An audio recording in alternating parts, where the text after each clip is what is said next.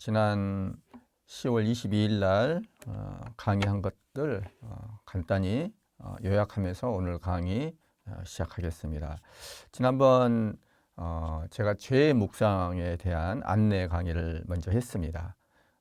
우리 그리스도교의 가장 기본되는 양대 진리가 있다면은 하나는 나는 얼마나 하나님의 사랑을 받았는가를 아는 것이고, 또 하나는 그 사랑에 내가 얼마나 응답하지 못하는 죄인인가를 아는 것이라고 이야기를 했습니다. 그러면서 우리가 죄를 묵상하는 이유가 더 좋은 삶, 더 좋은 인격으로 바뀌기 위해서, 우리가 쉽게 말해서 회심하기 위해서, 하느님과의 관계를 회복하기 위해서 하는 것이 바로 죄의 묵상이다. 이 죄의 묵상은 성찰과 통회와 결심의 세 부분으로 이루어져 있다. 성찰은 하나님의 눈으로, 사랑의 마음으로 나의 삶에서 하나님의 현존을 바라보고 그 하나님의 사랑에 대한 나의 응답을 한번 살펴본다. 그리고 통회는 내가 응답하지 못하는 나의 이 죄, 그거를 직면한다 그럴까요? 직시한다 그럴까요? 그걸 인정하는 것. 그러면서 애통해하는 것이라고 이야기를 했죠. 그래서 행복하여라 슬퍼하는 사람들, 그들은 하느님의 위로를 받을 것이다. 그런데 여기서 슬퍼한다는 것이 바로 애통해한다. 나의 죄를 애통해한다. 내가 아직 자유롭지 못한 것에 대해서 하나님의 사랑에 응답하지 못하고 내가 충분히 행복한 삶을 살아내지 못하는 것에 대해서 아파하고 슬퍼하는 시간을 충분히 가져야 되겠죠. 그래서 이 성찰하는 것은 통회하기 위한 것이고, 이 통회는 결심하기 위한 거라고 볼 수가 있어요. 결심을 한다. 이 결심을 할 때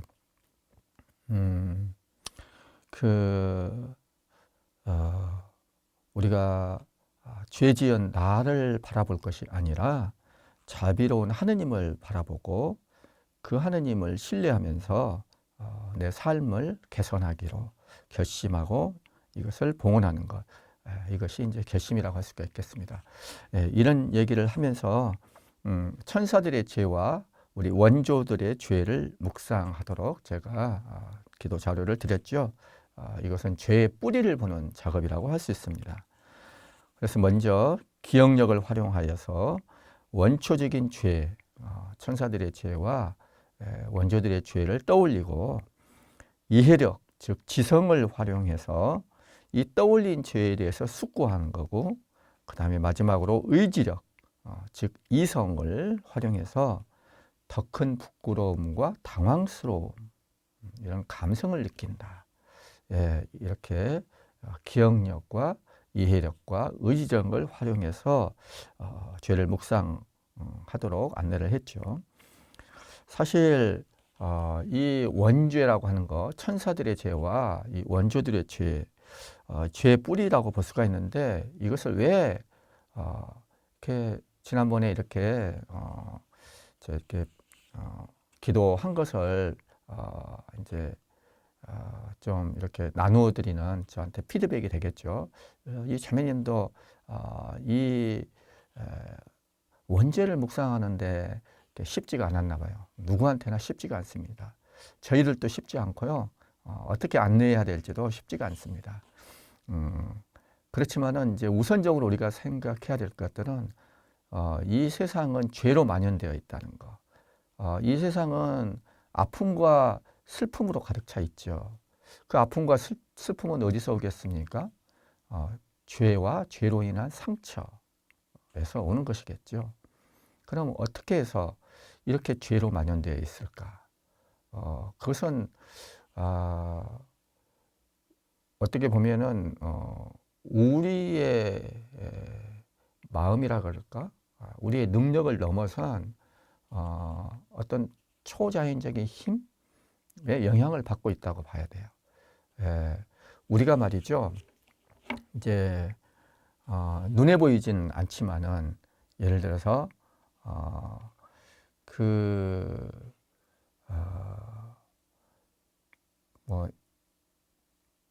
그 유명한 이제 만유 인력의 법칙, 그 뉴턴이 사과가 떨어지는 것을 보고 만유 인력의 법칙을 발견했다고 그랬잖아요. 우리 눈에 보이지는 않지만은 보면은 모든 사물은 땅으로 이렇게 뭐가 떨어져요.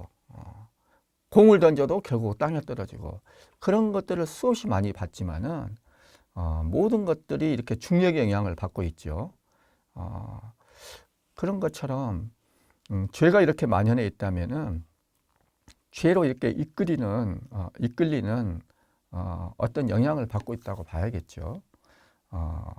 그래서 우리가 이제 그 원초적인 뿌리가 되는 이 원죄를 생각하지 않을 수가 없게 된 것이죠. 그래서 이것은 단순히 그냥 머리로만 생각할 수 없이 우리들 자신이 워낙 많이 그 아픔과 슬픔에 경험하지 않을 수가 없는 그런 우리가 피해자죠. 우리 모든 인간은 이런 죄의 피해자예요. 이게 어디서 왔나 이런 것들을 생각을 해야 되겠죠. 그래서 이거 인간적인 차원을 넘어서 어떤 힘의 작용, 어떤 세력의 존재들 이런 것들을 생각하지 않을 수가 없는 거예요. 그래서 이제 요한 바로 2세 교황님께서는 이런 것들을 죽음의 문화라고 이렇게 이야기를 했죠. 그래서 그냥 나한테 들어오는 어떤 차원이 아니라 그걸 넘어서서 생각을 하지 않을 수가 없어요. 그래서 이제 우리가 이 원죄를 묵상하는 것이 죄를 묵상하는 데 있어서 출발점으로 삼는 것입니다. 그래서 이 원죄에 대한 얘기는 오래된 전승을 우리가 참고로 하는 것이죠. 그래서 그런 것들을 참고로 하고 기억에 떠올리는 것입니다. 기본적으로 루치펠 등 타락한 천사들이랄지 그들의 유혹을 받은 우리의 원조들 이런 사람들은 먼저 어떻게 해서 원죄를 짓게 됐나. 원죄를 짓기 이전에 하느님의 엄청난 사랑과 은혜를 받았어요. 그 자유의지도 그 하느님이 우리를 얼마나 사랑하시나를 보여주는 특별한 예라고 볼 수가 있어요. 우리가 하느님은 우리한테 자유의지까지 주신 만큼 지성도 주시고 너무나 많은 것들 그동안에 우리가 묵상을 했죠. 원리와 기초 때. 그래서 이 엄청난 은혜들에 대해서 감사하는 것도 부족할 텐데 그렇지만 뭐라 그럴까요? 그냥 복에 겨워서 복을 찬다 그럴까요? 마치 그런 것처럼 판단력이 흐려져서 교만한 마음으로 스스로 하느님을 자처하게 됩니다. 이 루치펠 등 천사들이 그러죠. 그리고 인간은 그 유혹을 받아서 나 자신이 피조물이라는 것을 거부하고 하느님처럼 되려고 하는 것이죠. 우리 마음에도 지금 많이 그런 거 있잖아요. 내가 피조물로서 받은 그런 좋은 것들을 생각하지 않고 내가 하느님처럼 되고 뭐든지 다 내 마음대로 하려고 그래요. 그래서 이게 이제 원죄가 우리 안에도 이렇게 영향을 미치고 있는 것이죠.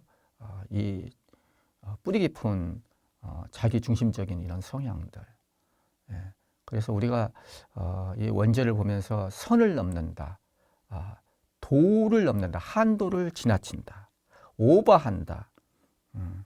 이런 게 이제 무엇보다도 중요한 하느님과의 관계에서 가장 근원적이고 중차대한 이 하느님과의 관계에서 이렇게 선을 넘어버리는 것이죠. 이게 이제 원죄라고 볼 수가 있습니다. 그래서 그 결과가 어떻게 됐나? 행복일 줄 알았더니는 즐거움, 기쁨인 줄 알았더니는 불행이, 고통이 찾아오게 된 것입니다. 그래서 천사들은 하느님을 대적하는 마귀가 됐어요.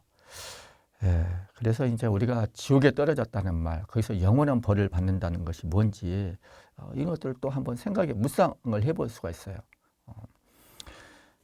이 불행한 존재는 자신의 불행으로 끝나지가 않습니다. 주위에 이 불행을 퍼뜨리게 돼 있어요. 그래서 자기가 불행한 사람은 옆에 사람을 행복한 채로 놔두지를 않습니다. 인간들이 행복을 누리지 못하도록 그래서 이 마귀들은 유혹을 하는 것입니다. 원조들의 유혹을 하는 그 뱀의 상징으로 나오지요. 인간들이 하느님과 사이가 멀어지도록 이간질을 하는 것입니다. 거짓으로 이렇게 유혹을 하지요. 그래서 이제 이 원조들은 유혹을 받고, 근데 그 뱀은 유혹은 하지만은 직접적으로 이렇게 매니플레이트 한다고 볼 수는 없어요. 그걸 선택하는 것은 인간의 몫이죠. 그래서 이 유혹을 받아서 거기에 따르게 되는 것입니다. 이게 이제 아담과 하와가 자유의지로 이걸 선택한 것이죠. 그래서 죄가 되는 것이죠. 이렇게 죄를 범한 결과도 마찬가지로 불행이죠. 고통이죠. 그래서 하느님과의 불화는 인간 상호 간의 불화로 연결되고 또 자연과의 불화로까지 이어지게 됩니다. 그리고 육신과 영혼이 모두 병을 얻어서 마귀의 종이 되고 스스로 무한한 괴로움을 겪을 뿐만 아니라 그것이 자손들에게까지도 이 원죄의 물들을 이렇게 만드는 것이죠. 우리가 이제 유전자를 대를 이어가면서 이런 죄의 유전자를 이제 이어받게 되는 것입니다. 하느님이 마귀들을 지옥에 떨어뜨려서 영원한 벌을 받게 했다는 이 말이 어떤 말인가? 자비하신 하느님이 왜 그러실 수밖에 없었는가? 이런 것들을 좀 생각을 해봐야죠. 우리가 죄랄지 죄로 인한 고통이 얼마나 심각한 것인지 그런 것들을 좀 생각을 해보면은 자비하신 하느님은 하느님의 심판이라 그럴까? 상선 벌하 이런 것들에 대해서 이거를 우리가 잘 이해할 수 있을 것 같아요. 그런 것들을 한번 생각해 보도록 지난번에 제가 여러분들한테 자료를 드렸죠. 얼마나 묵상이 잘 됐는지 모르겠습니다. 이것은 끊임없이 이걸로 끝나지만은 앞으로도 또 이제 끊임없이 우리가 다시 보게 될 것입니다. 죄의 뿌리가 뭔가는 계속해서 우리가 생각을 해야 되죠. 그러나 이제 한번 주어진 시간만큼 묵상을 한번 해보는 것이고 이제 오늘은 그것에 이어서 이제 새롭게 그 개별적인 죄에 대해서 이제 묵상하는 시간을 가지겠어요. 그래서 이제 영신수련회 지난번에 그 천사들의 죄는 제1요점이었죠. 50번. 그리고 이제 우리 원조들의 죄는 51번 제2요점이었죠. 그 다음에 이제 제3요점에 대해서 오늘 제가 기도 자료를 한 3개 드리려고 합니다. 52번 제3요점이 되겠어요. 그래서 이것은 개별적인 죄에 대해 똑같이 이렇게 묵상하도록 초대하고 있습니다. 그래서 53번 나중에 이제 제가 기도 자료를 드릴 테니까 53번도 계속해서 하겠습니다. 이 개별적인 죄에 대한 기도 자료를 드리기 앞서서 제가 그 313번 이하에 나오는 이냐시오 영신수련에 있어서 그 영의 식별이라고 하는 게 있어요. 영들의 식별. 제1주간에 적합한 영들의 식별 규칙에 대해서 잠깐 안내를 해드릴까 해요.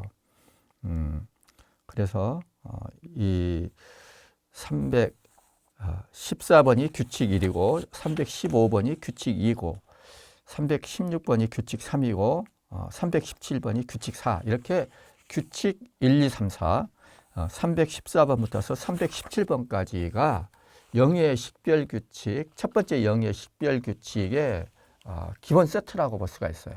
여기에 대해서 잠깐 여러분들한테 좀 안내를 하고 기도 자료 나눠드리는 걸로 나가겠습니다. 그 영신 수련을 하다 보면은 이 소위 말해서 더 이렇게 영적인 위로라 그럴까, 위로를 받아서 더 열심히 잘해 나가기도 하지만은 영적인 실망에 빠져가지고 좀 이렇게 하기가 싫어지고 그러기도 합니다. 그럴 때 이렇게 좋고 싫고 하는 이런 감정에 휘말릴 것이 아니라 차분히 이게 어떻게 되는 건지 지성으로 이렇게 살피고 이거를 우리가 좀 마음을 잘 기도할 수 있도록 해나가는 것이 중요하겠죠. 영의 식별규칙은 그래서 이제 기도하는데도 이제 중요한 참고가 되는 것입니다. 영들의 식별이라고 그랬는데 영이 뭘까요? 영들.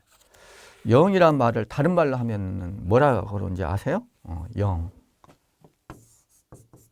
영이라고 그러는데 영들. 이거는 영어로는 스피릿이에요. 영어로는 스피릿. 뭐 이런 말씀을 드려서 도움이 될지 모르겠지만은 히브리 말로는 루아흐, 히람 말로, 그리스 말로는 푸네우마, 영어로는 이렇게 스피릿, 우리 말로 영이라고 하죠.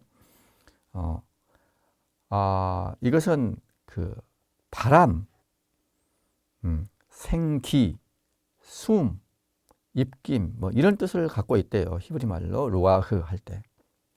근데 이 영은 다른 말로 뭐라고 할까요? 이것은 본성의 이름이야. 영이라고 하는 것은 본성의 이름. 존재로서는 영이라고 그러고 활동으로서는 이 영을 똑같은 말로 뭐라고 그러냐? 치읓, 시옷이에요. 뭐겠어요? 치읓, 시옷. 치읓, 시옷. 직책의 이름으로는 이게 치읓, 시옷이 이제 첫 두성이라고 볼 수가 있어요. 그래서 영을 다른 말로 하면은 천사입니다. 같은 말입니다. 이렇게 말하면은 쉽죠. 천사. 근데 이 영에는 선한 영이 있고 악한 영이 있습니다. 우리가 원리학 기초에서 이야기를 했죠. 창조의 목적, 즉 하느님을 찬미하고 경배하고 섬기는 그런 선한 영, 선한 천사가 있는가 하면은 그렇게 하는 것이 아니라 하느님한테 대적하는 내가 하느님이다. 나를 따르라. 뭐 루치페리 그렇게 해서 이제 작당을 하는 것이죠. 그래서 충신과 같은 영이 아니라 역적과 같은 하느님과 맞서고 대적하는 그런 악한 영, 타락한 천사가 있는 것이죠. 그래서 이 영은 다른 말로 하면은 천사다. 초자연적인 존재다. 순수한 영적 피조물인 거예요. 그래서 지능과 의지가 있는 것이죠. 육체는 없어요. 우리와 같은. 그게 이제 이 영이고 천사인데 이 영의 작용을 어떻게 된 거지?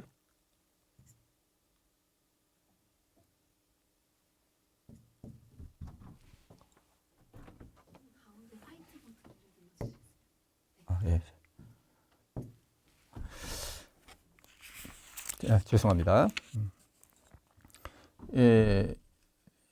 이 영이 지금도 우리에게 작용을 하는 것이에요. 여러분들이 중력을 느끼지 못해도, 중력을 알지 못해도 중력의 영향을 받는 것과 같이 우리가 영을 몰라도 의식하지 못한다고 하더라도 우리는 끊임없이 영의 작용을 받고 있는 것입니다. 그래서 영은 눈으로 볼 수도 없는 것이지만은 작용을 하고 있는 것, 이 작용을 통해서 이 영의 존재를 우리가 짐작할 수 있는 것이죠.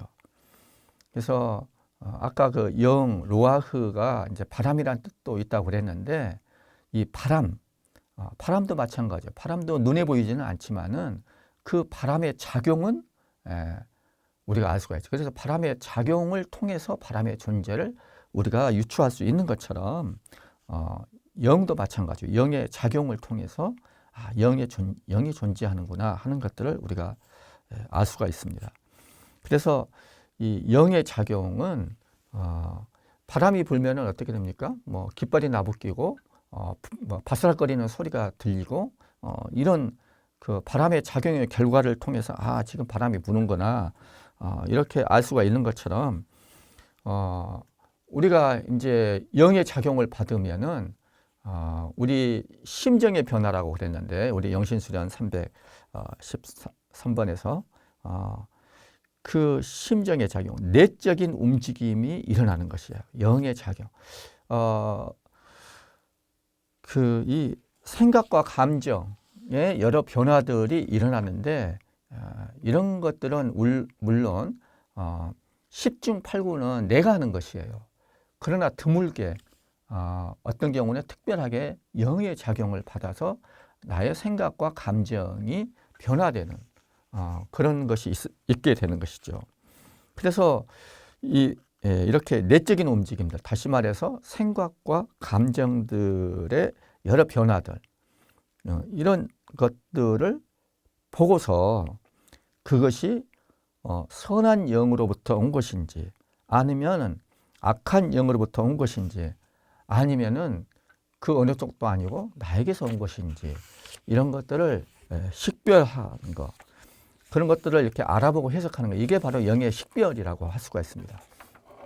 그래서 오늘은 그 영의 식별, 그것과 관련된 영적인 위로와 실망 이런 것들에 대해서 좀 이렇게 말씀을 나누려고 그래요.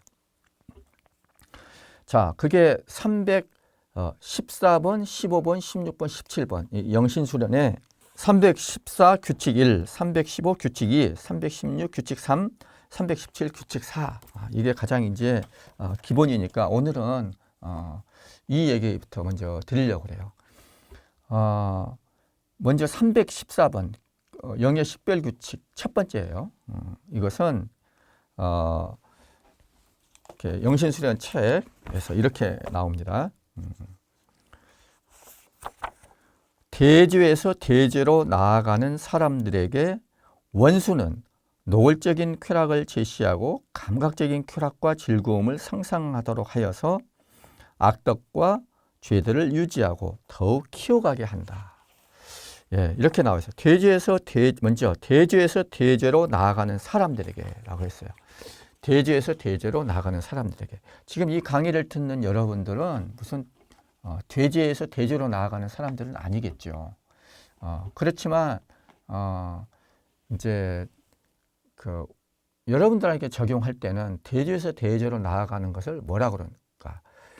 하느님으로부터 점점 더 반대 방향으로 나아가고 있을 경우에 이렇게 번역해서 알아들으면 되겠어요. 내가 중심이 될 때, 하느님과 반대 방향으로 계속 내가 나아가고 있을 때, 이런 것은 우리도 생각할 수 있지. 우리가 뭐 대죄에서 대죄로 나아가지는 않겠지만은, 그렇지만은 자꾸 하느님으로부터 이렇게 멀어져 간다. 자꾸 내 중심적이 되어 간다. 이럴 때가 있겠죠. 이런 경우에 악한 영은 어떻게 하나? 악한 영이 어떻게 작용하나? 자, 규칙 1번. 대죄에서 대죄로 나아간다. 하느님과 반대 방향으로 나아가요. 대죄에서 대죄로 나아간다. 이런 경우에 악한 영은 어떻게 될까요? 악한 영은 어떻게 작용하고 선한 영은 어떻게 작용하나? 자, 이 악한 영은 대죄에서 대죄로 나아가는 이 방향성을 딱 맞아 떨어져요. 악한 영이 바로 그것을 좋아하는 그런 영이에요. 이렇게 되도록 부추기려고 하는 그게 바로 악한 영이에요. 그래서 방향성이 같은 것입니다. 이렇게 대지에서 대지로 나아가는 사람들과 이 악한 영은 추구하는 바가 같아요. 이렇게 추구하는 바가 같기 때문에 그냥 그냥 잘한다 잘한다 하고 이렇게 바람을 불어 넣어 주기만 하면 돼요. 계속 같은 방향으로. 그래서 먼저 방향이 같기 때문에 이때는 생각하게 할 필요가 없어요. 먼저 감정을 자극하게 돼요. 그래서 이 악한 영은 방향이 같기 때문에 먼저 감정에 작용을 합니다. 그래서 노골적인 쾌락을 제시하고 감각적인 쾌락과 즐거움을 상상하도록 한다 이거예요. 그것은 이 감정에 작용해 가지고 이렇게 부추겨 주는 것이죠. 근데 여기서 노골적인 쾌락, 감각적인 쾌락과 즐거움 이걸 상상하도록 한다 이건데 한마디로 이것은 외적인 위로라고 할 수가 있어요. 외적인 위로. 외적이다.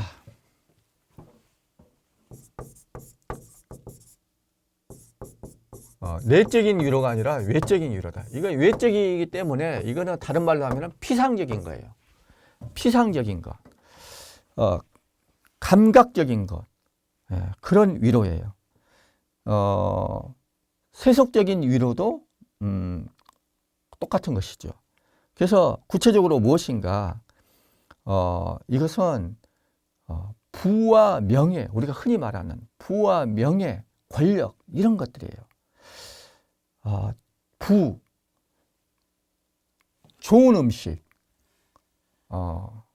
명품, 좋은 옷, 고가의 차, 또 그런 어떤 주거시설, 집들 이런 것들이 부의 상징이죠.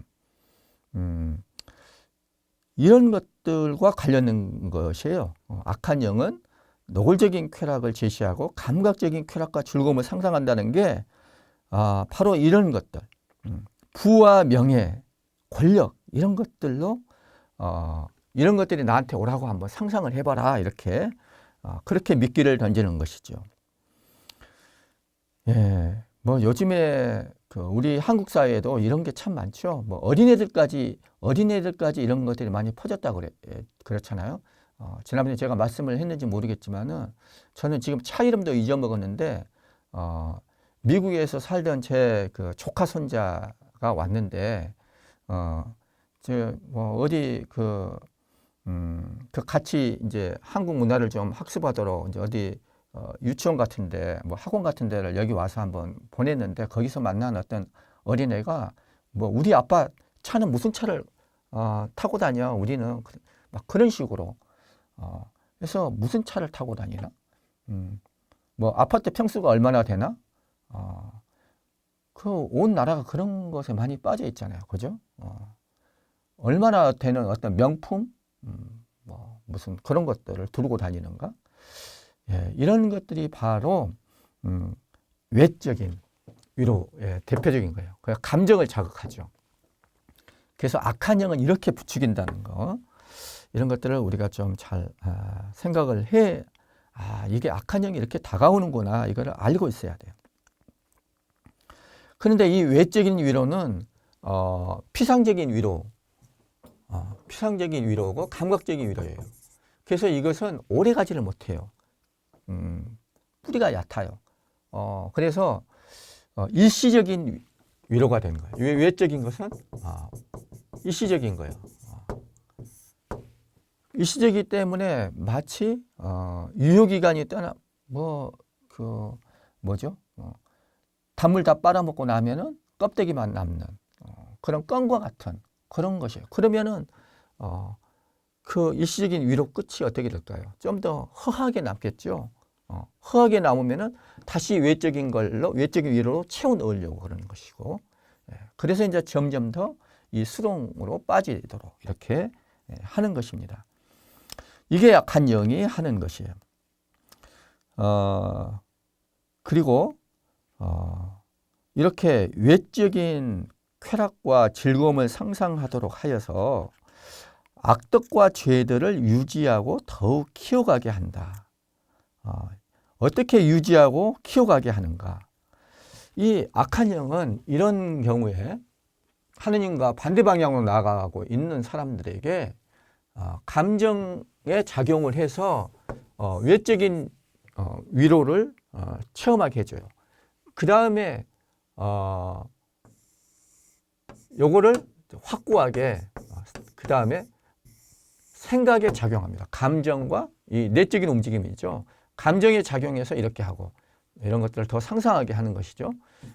그리고 생각의 작용을 이어서 생각의 작용을 해서 이런 것들을 유지하고 더 키워가게 하는 것입니다. 그래서 내가 사실은 잘못된 길을 걷고 있지만은 이게 옳은 길을 가고 있다라고 하는 착각을 더욱 굳게 해나가게 하는 거예요. 그래서 자신을 정당화시키는 많은 이유들, 근거들을 이렇게 찾게 하는 거예요. 핑계나 구실이겠죠, 사실은. 그래서 이렇게 감정적으로 느낀 것을 이성적으로 더욱 확신하게 해서 이 집착할 동기를 강화시켜 나간다. 그래서 악덕과 죄들을 유지하고 키워가게 하는 것이에요. 자, 악한 영이 그렇게 작용을 했는데 선한 영은 어떻게 되나요? 이와 반대 방향이에요. 선한 영은 대죄에서 대죄로 나아가는 이 방향성과는 반대 방향이에요. 그 방향을 하느님과 반대 방향으로 나아가려고 하는 것을 그 방향을 돌이켜서 다시 하느님과 가까워지도록 해주는 것이 바로 선한 영의 작용이거든요. 그래서 이게 방향이 달라요. 방향이 이렇게 다르기 때문에 방향을 돌려야 돼요. 우선 방향을 돌리기 위해서는 감정에 작용하기 이전에 먼저 생각에 작용을 해야 됩니다. 그래서 생각에 먼저 작용을 해요. 그래서 선한 영은 이성의 분별력으로서 이렇게 됩니다. 이성의 분별력, 생각하게, 분별하게 하는 거예요. 우리가 이성의 분별력을 가지고서 이제 정신을 차리게 하는 것이에요.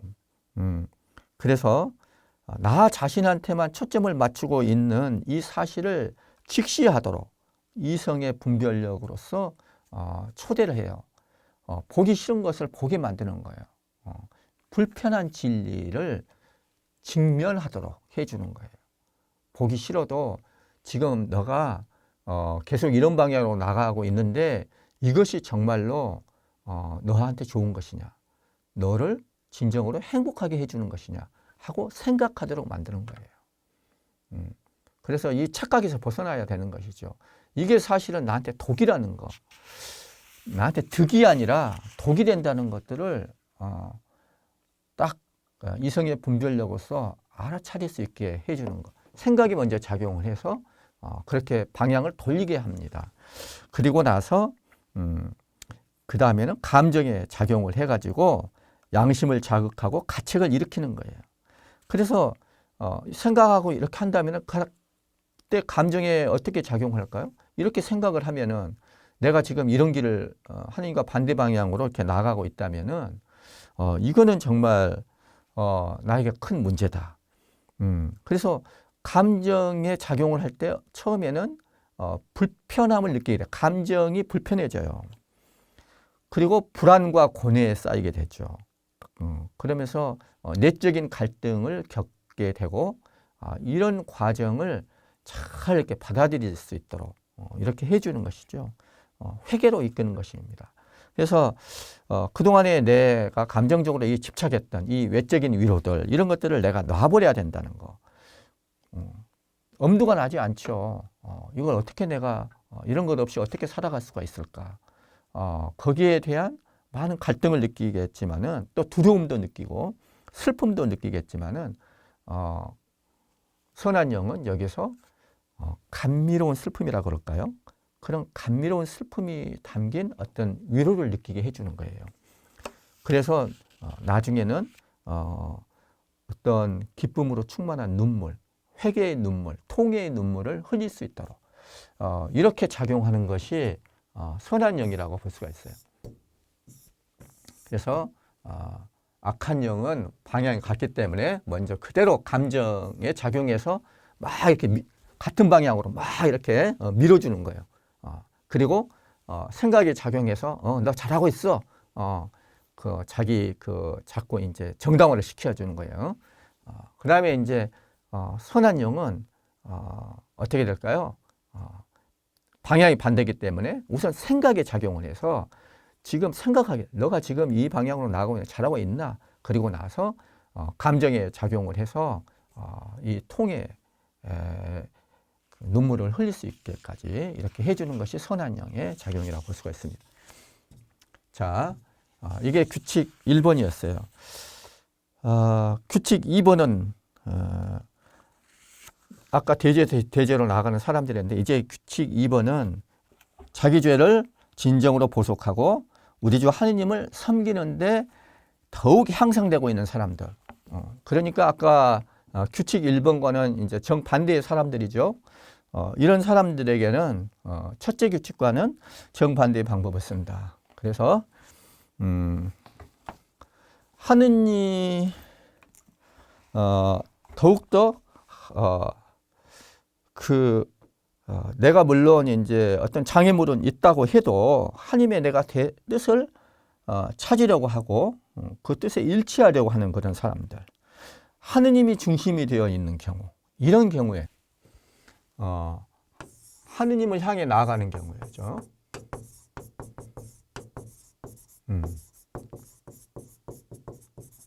이런 사람들에게는 어떻게 되나?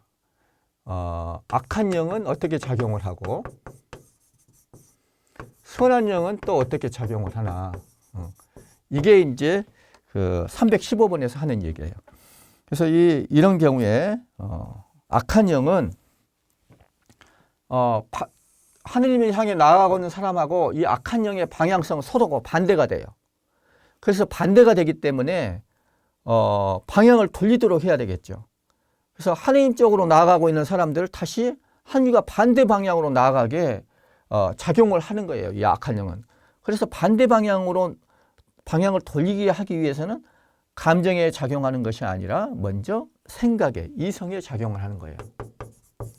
생각에 먼저 작용하고 그 다음에 감정에 이어서 감정에 작용을 하는 것입니다. 그래서 첫 번째하고는 이제 반대가 되겠죠. 생각하게 만드는 거예요. 그래서 아담과 하와가 하느님과 잘 화해를 하면서 에덴 동산에서 잘 지내고 있는데 이 뱀으로 상징되는 악한 영이 다가와 가지고 이제 탁 미끼를 던지는 거예요. 생각하도록 만드는 거예요. 여러 가지 질문을 막 던지죠. 그래서 여기서는 이 경우에 악한 영은 슬픔에 빠져 애타게 하며 진보하지 못하도록 그래서 이 하나님을 향해 나아가지 못하도록 어떻게 하냐? 장애물을 두고 거짓 이유로 마음을 혼란스럽게 한다. 그래서 생각에 작용해요. 거짓 이유를 대요. 거짓 이유를 제시하는 거예요. 그래서 그릇된 생각을 하도록 하는 거예요. 여러 가지 걸림돌이랄지 수고 이렇게 하느님을 향해서 나아가면은 뭐가 좋냐?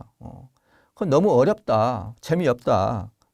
이런 것들을 과장해서 생각하도록 그렇게 제시를 합니다.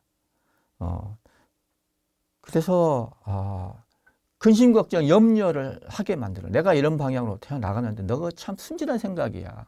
하느님이 너를 위해서 그렇게 한다고 하지만은 다시 한번 생각해봐. 이렇게 이야기를 하는 것입니다. 그래서 자기 자신에 대한 걱정, 내가 하느님을 찬미하고 섬기면은 그 다음에 결과가 어떻게 되는가? 나한테는 하나도 이롭지 않게 돼. 하느님만 좋게 돼. 이렇게 되는 것입니다. 그래서 하느님처럼 네가 저 선악과를 따먹으면은 하느님이 하느님처럼 자기처럼 이렇게 눈이 밝아져서 그래서 그거를 못 따먹게 하는 거야. 이런 식으로 거짓 이유로 사람을 현혹시키는 것입니다. 그래서 이제 많은 경우에 나 자신에 대한 근심 걱정을 하게 만드는 거예요. 얼마나 많은 어려움이 기다리고 있을까? 사람들이 보면 뭐라고 할까? 이렇게 의심하게 만드는 거예요. 그래서 그릇된 생각을 하게 해서 두려움의 씨를 뿌리는 거예요. 불안과 두려움을 주게 되는 겁니다. 그래서 보통의 경우에는 엉뚱한 한두 가지 질문이랄지 이상한 점들을 제시해요.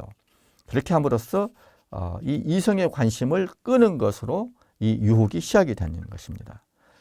그러면은 내가 바보였어. 내가 어쩌다가 그런 생각을 하지 못했지? 내가 속은 거야. 내가 좀 더 잘 생각을 좀 해봤어야 되는데 이렇게 만드는 것입니다. 이렇게 한 다음에 그 다음에 이제 감정에 작용을 하는 거예요. 감정에 작용을 해서 여기 말한 것처럼 슬픔에 빠져 애타게 하면 이렇게 거짓 이유로 마음을 혼란스럽게 하는 것은 목적이 뭐예요? 슬픔에 빠져서 애타게 해요. 그렇게 함으로써 하나님을 향해서 더 나아가지 못하도록 진보하지 못하도록 하기 위한 것입니다. 그래서 이렇게 어떤 거짓 이유를 들어서 내가 바보야. 이렇게 하면 너는 더 힘들어질 뿐이야. 고생만 더 많이 하게 돼. 뭐가 좋아? 너한테는 하나도 좋을 것이 없어. 이렇게 자기 자신에 대해서 이렇게 걱정하게 만든 다음에 불안하게 만든 다음에 감정을 증폭시킨 감정에 작용해서 이 걱정과 두려움, 슬픔을 계속 키워나가게 하는 거예요. 그래서 영적인 위로가 사라지게 만드는 것입니다. 그래서 한마디로 말해서 불안감, 공허감, 공포심 이런 것들을 키우는 것, 이것이 악한 영이 이런 사람들에게 감정에 작용하는 그런 방식인 것이에요. 그래서 이렇게 해서 어떤 그 불안과 공포, 공허감을 느끼게 되면 어떻게 될까요? 더욱더 어떤 위로와 평화를 더 바라게 되는 것이죠. 다시 내 마음이 기분 좋게 이렇게 되기를 바라게 갈구하게 되는 것이죠. 이럴 때 이 악한 영은 이 아까 말한 것처럼 그 관능적인 규칙 1에서 나온 것처럼 이럴 때 그 노골적인 쾌락, 감각적인 쾌락, 즐거움 이런 것들을 제가 말하는 것과 같은 그런 위로를 보낼 기회로 이용하게 됩니다. 그래서 이걸 우리가 알아야 되고 이렇게 하나님을 향해서 진보해 나가는 이런 사람들에게 선한 영은 이제 정반대의 방법을 쓰겠죠. 우선은 방향이 같아요, 달라요. 하느님을 향해 나아가기 때문에 선한 영도 방향이 같아요. 그래서 하느님을 향해 가도록 도와주는 게 선한 영이기 때문에 같은 방향이기 때문에 먼저 생각에 작용하는 것이 아니라 먼저 감정에 작용해서 감정적으로 이렇게 푹 돋아주는 것을 해요. 밀어주는 역할. 지금 잘하고 있다. 그래서 생각할 필요가 없죠. 방향이 좋으니까. 그래서 같은 방향이니까 이렇게 용기와 힘, 위로와 눈물, 좋은 영감들을 주고 침착하게 한다. 그래서 어떤 내적인 위로와 기쁨, 평화를 주는 것이에요. 아까 그 악한 영은 외적인 위로라고 그랬죠. 이것은 내적인 위로예요. 내적인 위로, 기쁨과 평화 이런 것들을 주는 거예요. 이 내적인 위로라고 하는 것은 아까 외적인 위로는 거품이 빠지면은 뭐 그냥 샴페인 같이 싹 없어지는 그런 일시적인 위로라고 한다면은 이 내적인 위로는 바람이 어디서 와서 어디로 가는지 모를 정도로 이렇게 깊은 내 마음속 깊은 곳에 뭐 특별한 이유 없이 그냥 위로를 받는 거예요. 아주 내적인 깊은 위로예요. 내적인 위로, 깊은 위로, 피상적인 위로가 아니라 깊은 위로이기 때문에 이것은 오래 가요. 일시적인 위로가 아니라 이건 오래가는 위로가 됩니다. 그래서 그 지속적인 일시적인 것이 아니라 지속적인 그런 위로예요. 감정에 작용할 때 그런 특성이 있는 거예요. 그래서 내적인 충만감을 어떻게 느끼게 되는 거예요. 이런 경우가 있습니다. 그래서 이렇게 함으로써 선행에 있어서 쉽게 진부하도록 해주고 장애되는 모든 것을 제거합니다. 그래서 감정에 작용하고 그 다음에 생각에 작용을 해서 이런 것들이 얼마나 감사한 일인지 이제 확신하게 만드는 것이죠. 자, 이게 이제 영의 식별 규칙 1, 2였고, 이어서 316번 규칙 3에서는 영적 위로에 대해서 이야기를 하고, 317번 규칙 4에서는 영적 실망에 대해서 이야기를 합니다. 자, 그래서 그 규칙 3에서 영적인 위로, 316번에 영적인 위로, 영적인 실망. 아까 말씀드렸지만은 이 영적인 위로, 이건 내적인 위로예요. 내적인 위로. 그런 말이에요. 그 악한 영이 주는 그런 위로는 외적인 위로예요. 그래서 달라요. 그래서 이 영적인 위로는 이런 외적인 위로하고 구별할 필요가 있어요. 그래서 이 영적인 위로는 뭐냐? 여기 316번에 이렇게 나와 있습니다. 위로란 영어로 컨솔레이션을 우리말로 위로라고 이렇게 번역을 합니다. 위안이라고 번역을 하기도 하죠. 영적인 위안. 이것서 영적인 실망은 데솔레이션. 데솔레이션을 실망으로 이제 이 정재천 신부님이 이렇게 번역을 했는데, 그 전에 이제 윤양석 신부님은 요거를 실망이라고 하지 않고 고독으로 번역을 했어요. 또 정한치 신부님은 황폐로 번역을 했어요. 일반적으로 이 데솔레이션, 영적인 실망을 영적인 메마름, 메마름이라는 말로도 많이 표현을 해요. 영적인 위로, 이 로자 라임에 따르면 위로가 아니라 영적인 피로, 이렇게 번역을 할 수도 있겠어요. 또 위안자, 이 안에 라임을 맞추면 영적인 불안, 이렇게 표현을 해도 되겠죠. 이게 영적인 컨솔레이션은 이 두 가지로 많이 번역이 돼서 괜찮은데, 데솔레이션은 번역어가 너무 많아. 이런 번역이든 저런 번역어든 여러분들이 기본적으로 알아야 될 것은 뭐냐? 영적인 위안과 영적인 실망의 큰 차이는 방향성이에요. 하느님과의 관계에 있어서 방향성이에요. 하느님과 더 가깝게 해준다. 하느님과 일치시켜주는 그런 작용을 해준다. 그것은 그런 상태다. 아까 하느님을 향해서 나아간다 그랬잖아요. 하느님 향해서 가까워지고 더 나아가서 하느님과 하나가 되고 일치가 되는 이런 방향으로 나아가게 해주는 것은 다 영적인 위로 상태라고 볼 수가 있어요.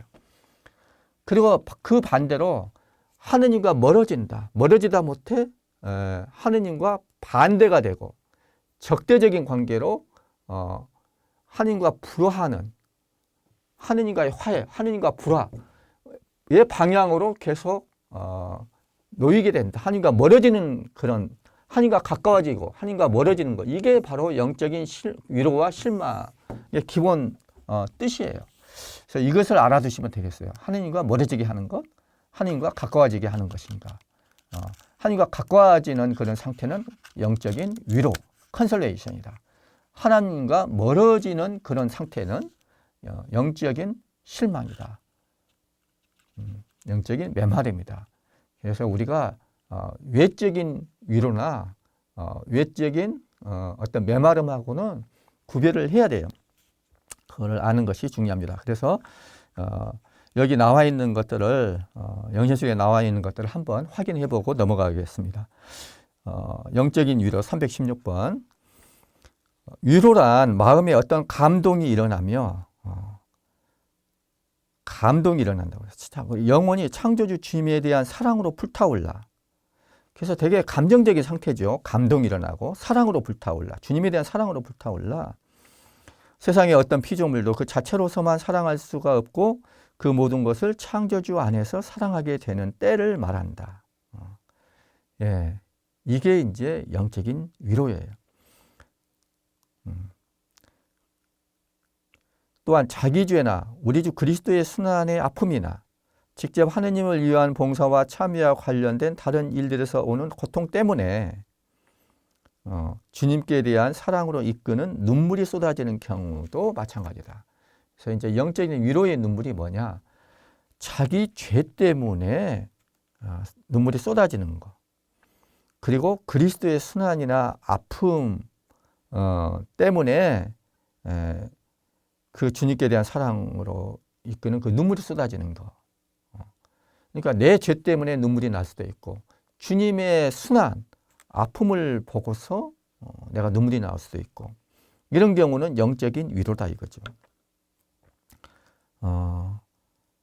그래서 결국 믿음, 희망, 사랑, 신망의 이 삼덕을 키우는 모든 것, 그리고 창조주 주님 안에서 영혼을 침잠시키고 평온하게 하면서 천상적인 것으로 부르고 영혼의 구원으로 이끄는 모든 내적인 기쁨을 위로라고 한다. 여기서 내적인 기쁨이라고 그랬어요. 차분해요. 내적인 기쁨. 예, 그래서 다른 뭐가 필요가 없는 거예요. 외적인 어떤 것도 필요가 하지 않아요. 누가 나를 알아주지 않아도 뭐 외적인 뭐가 없어도 보상 같은 것이 없어도 그 자체로 그냥 이렇게 기쁨을 누리게 되고 그런 상태가 바로 영적인 위로라고 볼 수가 있어요. 예. 그리고 영적인 실망은 뭐냐? 영적인 위로와 정반대겠죠. 그래서 여기 보면은 영혼이 어둡고 혼란스럽고 현세적이고 비속한 것으로 기울어지고 또 여러 가지 심적인 동요와 유혹에서 오는 불안감 등으로 신망에서 후퇴하고 게으르고 냉담하고 슬픔에 빠져서 마치 스스로가 하나님에게서 멀리 떨어져 있는 것처럼 생각되는 상태다. 하나님과 멀리 떨어져 있는 것처럼 느껴지는 그런 상태다. 예, 이게 이제 영적인 실망, 영적인 고독, 영적인 메마름 이렇게 이야기할 수가 있죠. 예, 그래서 내가 중심이 되는 쪽으로 이제 그 악한 영의 작용을 받는 그런 상태라고 볼 수가 있어요. 그래서 이제 이 영적인 여정 이거 뭐고 그냥 이제 관심이 없어지고 이제 거기서 멀어지고 싶은, 포기하고 싶은 이런 쪽으로 작용하는 거예요. 뭐 기도고 뭐 성경이고 뭐 묵상이고 뭐 이런 거 별로 이제 마음이 안 가는 그런 상태가 되는 것이죠. 이게 영적인 실망입니다. 그래서 영적인 위로와 영적인 실망이 뭔지 그리고 이렇게 영적인 실망의 상태에 있을 때 악한 영은 어떻게 작용하고 선한 영은 어떻게 작용하는지 또 영적인 위로 상태에 있을 때 악한 영은 어떻게 작용하고 선한 영은 어떻게 작용하는지 이런 것들을 이제 기본적으로 여러분들이 알고 있어야 됩니다. 자, 그래서 이제 영의 식별 규칙 첫째 주간에 적합한 이 영의 식별 규칙이 가장 기본되는 것에 대해서 이제 여러분들이 나눠드린 것이고 이어서 이제 지금부터 2주 동안 여러분들이 기도할 것들에 대해서 기도 자료 제가 안내를 해드리겠습니다. 아까 한 3가지 제가 드리겠다고 그랬는데 첫 번째 드리는 기도 자료는 카인의 죄입니다. 카인의 죄.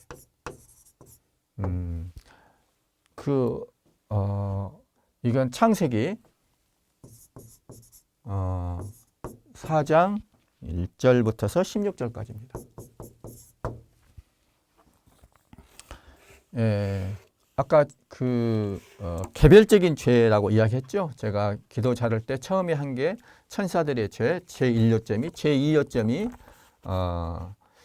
우리 원조들의 죄, 아담과 하와의 죄, 그리고 제3요점, 제3요점은 52번에 나와 있는데 개별적인 죄라고 그랬어요. 바로 이제 이것과 관련해서 3요점 52번에 나온 이 3요점과 관련된 제가 기도 자료를 이렇게 3개 드리겠습니다. 그래서 개별적인 죄에 대해 똑같이 한다. 그래서 똑같이 한다고 그랬으니까 준비기도 46번에 나온 46번 참고하고 나의 모든 의향과 내적 외적 행위가 순전히 하나님께 대한 봉사와 찬미를 지향하도록 하나님께 은총을 청한다. 그리고 이제 첫째 길잡이 장소 구성하는 거 제가 말씀드렸죠. 그 장소 구성은 지금 이 경우에 여기 영신출원에서 안내하는 것은 썩어 없어질 이 육체에 갇혀 있는 내 영혼을 상상의 눈으로 보면서 이렇게 곰곰이 생각하고 또 들짐승들이 거니는 이 눈물의 골짜기에 유배된 듯한 나의 모든 존재를 생각한다. 그래서 이게 이제 뭐 장소 구성에서 안내를 해주는 거, 이냐주 성인이 안내를 한 것인데 이거를 참고로 해서 뭐 제가 말씀드렸지 어떤 분은 그냥 이렇게 황폐한 죄로 황폐해진 그 어떤 내 마음의 정원을 내 마음의 뜰악 내 마음의 정원이 막 황폐해져 있는 그런 모습을 한번 그려보는 것도 장소 구성에 도움이 되겠어요. 이런 것들 참고로 해서 장소 구성을 하면 되고 그 다음에 이제 그 둘째 길잡이는 내가 원하는 은총을 청한다.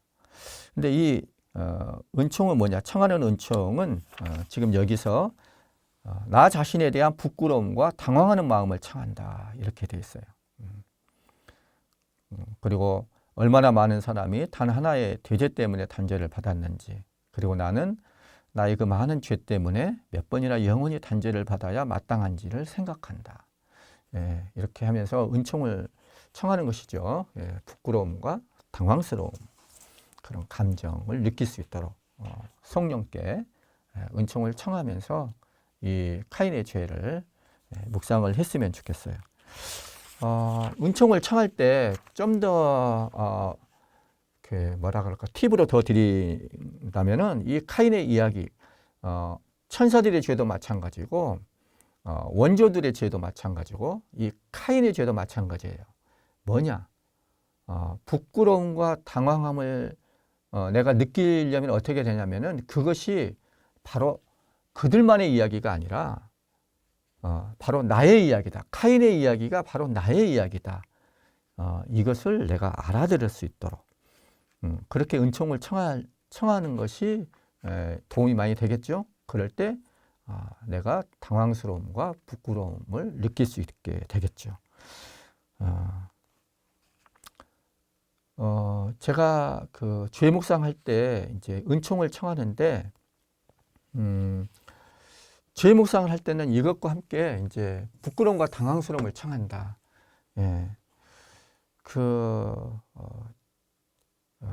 죄에 대한 내적인 인식을 청해야 돼요. 그리고 통회를 하고 결심을 할 수 있도록.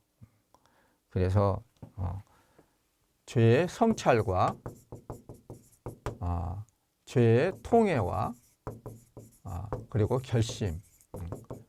이것도 이제 이것까지 할 수 있으면 해도 돼요. 근데 기본적으로 이냐슈 성인은 여기까지 처음에 할 때는 그게 남의 이야기가 아니라 바로 나의 이야기다. 그래서 부끄러움과 당황스러움을 그 은총을 청하라 이렇게 말씀을 하신 거예요. 그래서 이 창세기 4장 1절부터 16절까지의 카인의 이야기를 쭉 한번 읽어보세요. 하나하나 잘 읽어보세요. 이게 뭔가 읽으면서 이게 뭔가 여러분들이 요점 3개를 잡아가지고 한번 잘 기억력과 이해력과 의지력을 활용해서 한번 기도를 하시기 바랍니다. 특별히 이제 뭐 여러분들이 이제 그 요점을 잡을 때 많이 생각할 수 있는 것 중에 하나가, 왜 하느님은 카인의 제사는 반기지 않고 아벨의 제사는 반기셨나 이거죠. 왜 그러셨을까? 이런 것들을 한번 생각해 볼 수가 있겠죠. 그 다음에 또 카인은 이제 화가 나서 아벨을 죽였잖아요. 화가 나서 아벨을 죽였다. 이 아벨에 대한 미움의 뿌리, 시기 질투의 뿌리는 어디서 왔는가? 이런 것들을 한번 생각해 볼 수가 있어요. 죄의 뿌리를 우리가 봐야 되기 때문에. 그래서 그런 것들에 대해서 근원적으로 왜 화가 났을까? 왜 그렇게 죽이지 않으면 안 됐을까? 그런 것들을 잘 한번 숙고해 보셨으면 좋겠어요. 이제 묵상하는데, 그리고 아까 말씀드린 것처럼 이게 남의 이야기가 아니라, 카인만의 얘기가 아니라 바로 우리의 얘기, 특별히 나의 이야기다. 그 아담과 하와는 하느님과의 관계에서 근원적인 어떤 죄를 저질렀다면은, 이 카인은 가장 가까운 나의 형제, 나의 이웃이잖아요. 우리가 동족 상잔이라고 그러는데, 가장 가까운 사람과의 관계에서 저지른 그런 죄예요. 그래서 이것도 하나의 원조들의 죄와 마찬가지로 대단히 하나의 원초적인 죄라고 할 수가 있어요. 이 원죄와 관련해서 왜 이렇게 이런 원초적인 죄를 저질렀나? 하느님과의 관계에서, 바로 나와 가장 가까운 사람과의 관계에서 왜 이렇게 관계가 틀어지게 됐나? 그 핵심은 뭘까? 이런 것들을 한번 생각을 해봐도 돼요. 그래서 다시 한번 묵상을 할 때, 왜 하느님은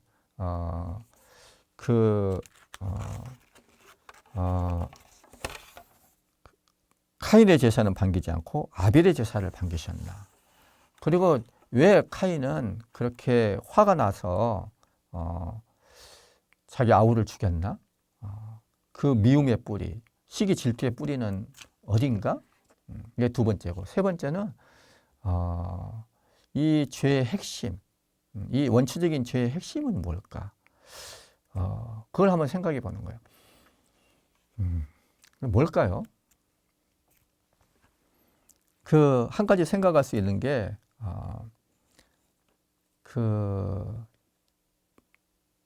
자존감? 자기 자신에 대한 만족도가 떨어진 것이죠. 자존감의 결여? 요즘 말로 하면. 사실은 아담과 하와도 많은 누릴 것이 되게 많았죠. 온갖 은혜, 피조물로서 누리는 그 은혜들이 엄청 많았어요.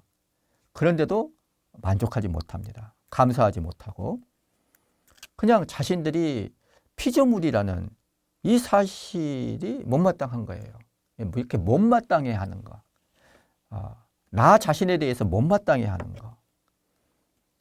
그러고는 이제 하나님처럼 되고 싶은 거죠. 피조물로서의 그 한계가 마음에 들지 않은 거예요. 이게 이제 하느님과의 관계에서 이제 아담과 하와가 지은 그런 원죄의 핵심이라고 볼 수가 있죠. 그래서 그 피조물로서의 한계를 뛰어넘고 싶은 거예요. 선을 넘는다, 도를 넘는다, 오버한다. 이게 바로 가장 이 죄에서 핵심이죠. 그런 게 참 많아요. 그렇게 되면 다치는데, 내 능력에 그 한계가 있는데 그게 한계를 넘어서고 싶은 것이죠. 아이가 불장난을 하면 안 되죠. 아이가 어른처럼, 어른은 이제 다룰 수가 있어가지고 뭐 이제 그 불장난 할 수도 있고, 그런데 이제 아이가 그 불장난을 하다가 막 화상을 입어가지고 엄청난 그런 고통을 당하는 경우도 있어요. 형이 불장난한 걸 보고 아우가 똑같이 따라하다가 화상을 입어가지고 엄청나게 그 고생을 한 그런 이야기도 전해지고 그래요. 오바를 하는 것이죠. 나 자신 지금 나에게 주어진 좋은 것들을 충분히 누리지 못하고 자꾸 그 한계를 벗어나고 싶어하는 그런 것이죠. 카인 같은 경우도 나 자신에 대해서 만족하지 못한 거예요. 그런 것도 한번 생각해 봤어요. 그 남의 떡이 커 보인다 그렇잖아요. 그래서 자기 자신 자꾸 남과 비교하고 남보다 내가 더 우월해야 된다. 나에게 없는 것이 다른 사람한테 있다. 그게 더 커 보인다. 근데 다른 사람한테 없는 것이 또 나한테 있거든요. 이것은 별로 커 보이지 않고 자꾸 이제 이런 마음들. 그래서 이것은 나 자신에 대한 어떤 자존감의 결여와 관련이 된 거예요. 만족하지 못하고 감사하지 못하는 것. 끝모를 공허감, 뿌리 깊은 자존감의 결여, 열등의식. 여기서 어떤 시기와 질투, 수많은 욕망들, 무질서한 욕망들이 나오는 것이죠. 그래서 이 카인의 죄의 뿌리가 무엇일까? 제가 말씀드린 걸 한번 참고로 해보시고 여러분들 같은 경우 어떤 것인지 한번 자꾸 묵상을 한번 잘 해보시면 좋겠어요. 그 다음에 이제 첫 번째가 카인의 죄고, 두 번째로 제가 이제 그 기도 자료를 드리고 싶은 것은 카인의 죄에 의해서 다윗의 죄예요. 이것은 사무엘기 하권, 사무엘기 하권 11장 1절부터서 12장 15절 또는 12장 18절까지 봐도 되겠어요.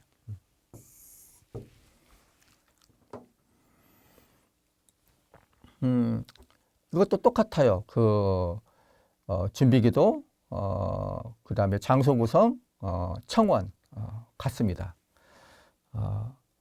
다윗의 이야기가 바로 나의 이야기라는 것을 알고 부끄러움과 당황스러움을 느낄 수 있는 그런 은총, 이것을 한번 청하면서 기도를 하시면 좋겠어요. 자, 이 그 다윗의 죄 이거 잘 한번 묵상을 해보셨으면 좋겠어요. 그 할 것들이 좀 양이 많죠? 11장 1절에서부터 12장 15절 이 성서로도 몇 페이지가 됩니다. 그래서 몇 번에 나눠서 이렇게 하셔도 좋겠어요. 여기 보면은 11장 1절에 이렇게 나옵니다. 해가 바뀌어 임금들이 출전하는 때가 되자 다윗은 요압과 자기 부하들과 온 이스라엘을 내보냈다. 그들은 암몬 자손들을 무찌르고 라빠를 포위하였다. 그때 다윗은 예루살렘에 머물러 있었다. 이게 이제 그 다윗의 죄의 이제 배경 설명이에요. 이 전투가 이스라엘에게 아주 유리하게 잘 전개가 되어가지고 적의 수도인 라빠성을 이제 함락하기 바로 직전이었다고 그래요. 이 상황이 암몬족의 수도 라빠, 이게 난공불락의 요새였는데 지금 요르단의 수도라고 그래요. 그때 다윗은 지금 전시 상황인데 편안하게 다윗 자신은 예루살렘에 남아 있었어요. 그래서 아주 뭐라 그럴까, 지금 아주 호시절이에요. 다윗한테는 전성기라고 볼 수가 있어요. 11장 2절에서부터 4절에 이렇게 나옵니다. 저녁 때 다윗은 잠자리에서 일어나 왕궁의 옥상을 거닐다가 한 여인이 목욕하는 것을 옥상에서 내려다보게 되었다. 그 여인은 매우 아름다웠다. 이게 이제 11장 2절 이야기죠. 3, 4절에는 다윗은 사람을 보내서 그 여인을 데려다가 잠자리를 같이 했다는 얘기예요. 여인을 보내서 이 여인이 용병인 히타이트 사람 우리아의 아내인 것을 알아내고는 그 여인을 데려서 잠자리를 같이 했다. 이게 이제 3, 4절에 나온 얘기죠.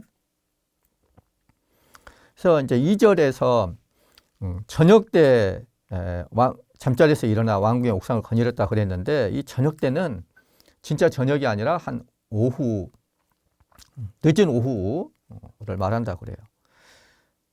늦은 오후에 낮잠을 즐기고 있는 것이죠. 지금 참 호시절이에요. 다윗의 어떻게 보면은 너무나 좋은 시절.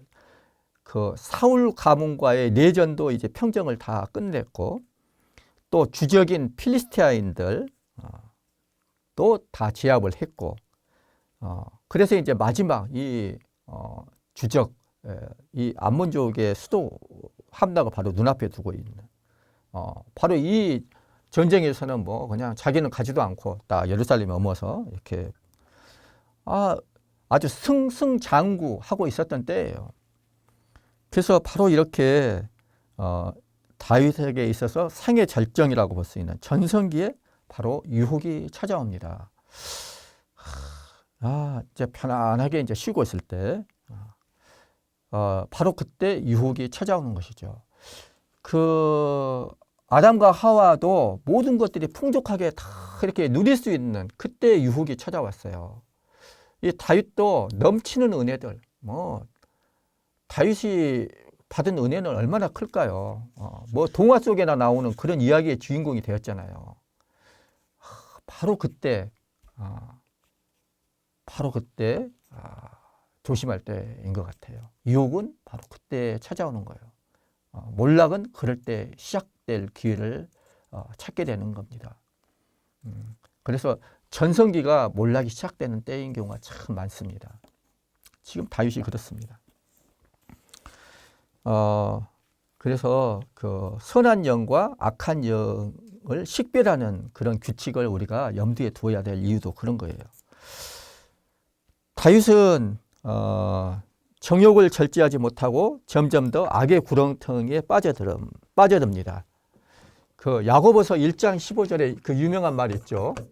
야고보서 1장 15절에 이렇게 나와 있어요. 욕망은 잉태하여 죄를 낳고 죄가 다 자라면 죽음을 낳습니다.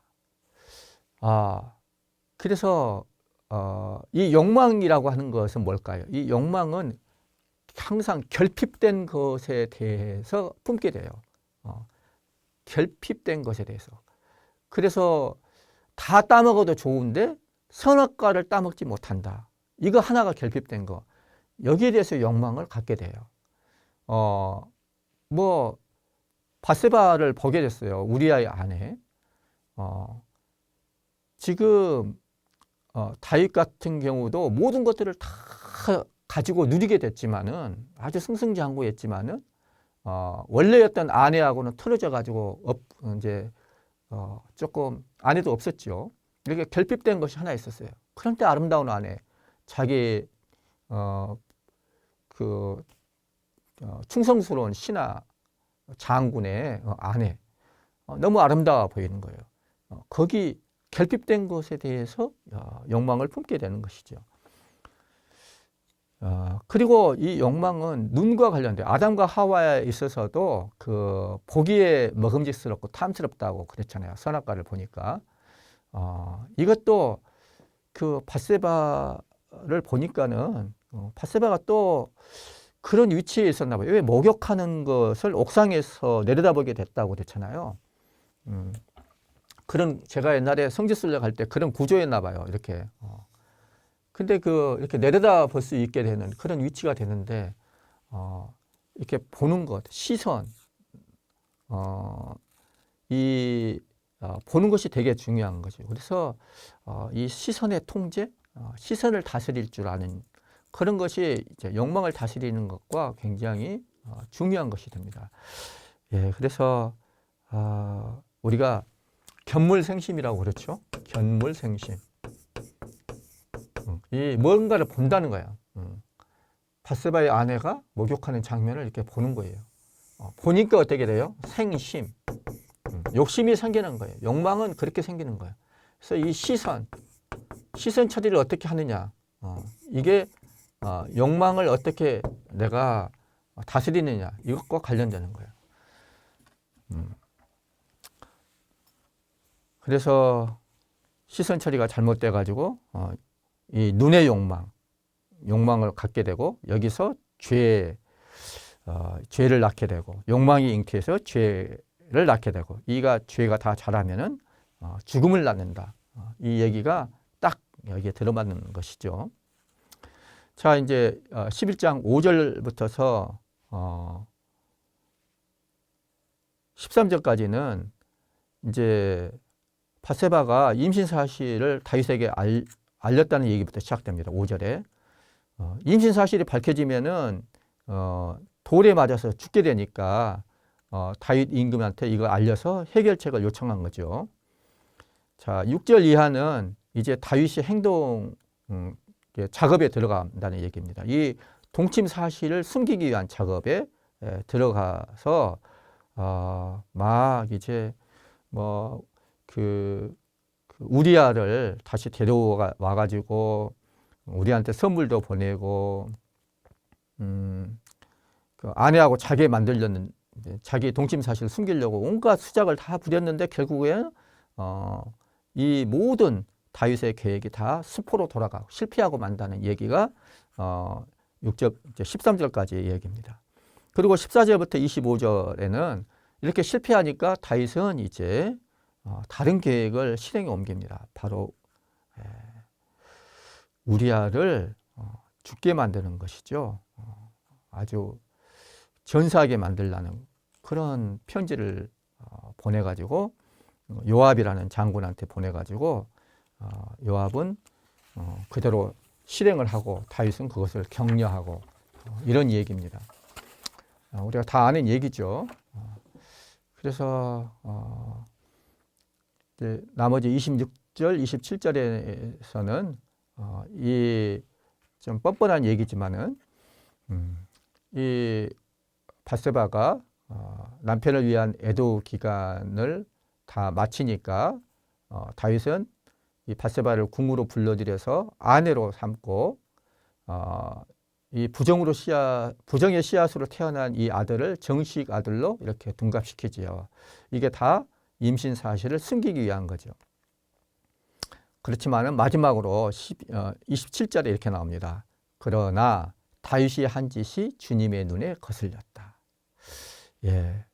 그래서 11장 전체에 걸쳐서 다윗이 계획하고 실행에 옮긴 이 모든 행동은 악하다라는 결론을 이렇게 내리는 것입니다. 자, 이게 이제 다윗이 지은 죄가 이렇게 11장 1절부터 27절까지 쭉 나오고 12장으로 올라가면은 이제 나탄의 예언자가 이제 등장을 합니다. 그리고 다윗이 회개한 얘기가 12장 1절부터서 15절 또는 18절까지 이어집니다. 하나씩 한번 해보시면 좋겠어요. 이 부분은 이 12장 이 부분은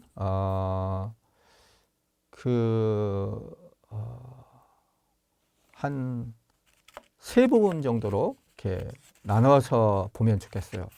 12장의 첫 번째 부분은 12장 1절부터서 6절까지예요. 이것은 나탄 예언자가 다윗 임금 앞에 나와가지고 어떤 비유 이야기를 들려주는 거예요. 이제 예언자가 임금 앞에 이제 나오게 돼요. 다윗이 이런 잘못을 저지르고 나니까 왕이 한 것은 왕의 잘못은 누구도 처벌할 수가 없게 된, 그때 당시에 그렇잖아요. 누가 처벌하겠어요. 그래서 바로 이때 하느님께서 나탄 예언자를 보내셔서 이제 처벌할 수 있도록 이렇게 하는 얘기가 이제 이 비유 이야기부터 시작됩니다. 다윗은 죄를 범한 후에 먼저 하느님께 나가서 회개하지 않았죠. 그래서 하느님이 먼저 다윗을 찾아오게 됩니다. 그래서 이 다윗의 죄를 지적하기 위해서 나탄 예언자는 가난한 사람이 가진 단 한 마리 양을 빼앗는 부자의 비유 이야기를 들려줘요. 이게 1절부터 4절까지 나옵니다. 거기에 대한 반응, 5, 6절인데 다윗은 어떤 반응을 보이느냐.